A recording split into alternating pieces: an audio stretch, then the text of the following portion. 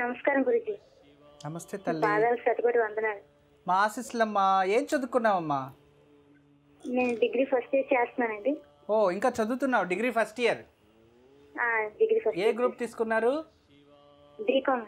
గురుజీ, నాకు health problem గురించి చెప్దాం అనుకుంటున్నాను. అవునమ్మా, ఇక్కడ నేను రమల శాస్త్రం చూస్తున్నాను. 6వ స్థానం అంటే ఆరోగ్య స్థానం అని కరెక్ట్గానే ఉంది. మీ ప్రశ్న కరెక్ట్గానే అడుగుతున్నారు. సరే తల్లి, హెల్త్ ఇష్యూస్ ఏం ప్రాబ్లం ఉంది మీకు? జాయింట్ పెయిన్స్ ఉన్నాయి గురుజీ. శ్రవణ నక్షత్రంలో జన్మించారు. మీరు శనివారం జన్మించింది?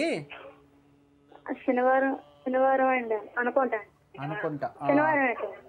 ఓకే అమ్మా, శనివారం జన్మించింది మీరు, గుర్తుపెట్టుకోండి. అవును గురుజీ. సరే తల్లి, ఇప్పుడు మీరు ఎన్నో కూతురు నాన్నకి?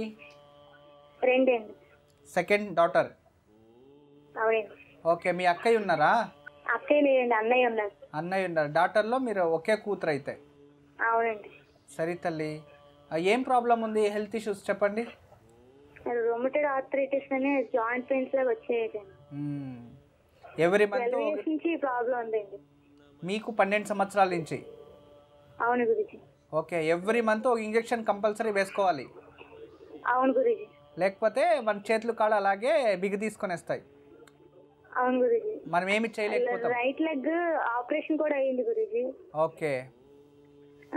అయితే అన్ని జాయింట్స్ కి కూడా ఇప్పుడు అంతా ఫామ్ అయిపోయింది గురుజీ. Okay okay. ఇప్పుడు డాక్టర్ మీకు మెడిసిన్స్ మంత్లీ వన్స్ తీసుకుంటున్నారా లేదా ఎవ్రీడే టాబ్లెట్స్? మంత్లీ ఇస్తాను. మంత్లీ ఒక వ్యాక్సినేషన్, మంత్లీ ఒక ఇంజెక్షన్ కదా? అవును గురుజీ. సరే తల్లి, అది చేసుకుంటే ఏం ప్రాబ్లం ఉండదు, లేదు అంటే ప్రాబ్లం ఉంటుంది.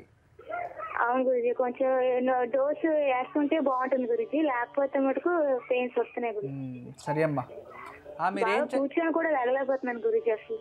మీరు మునగాకు తెలుసు కదా? మునగాకు గురుజీ. మునగాకు అలాగే.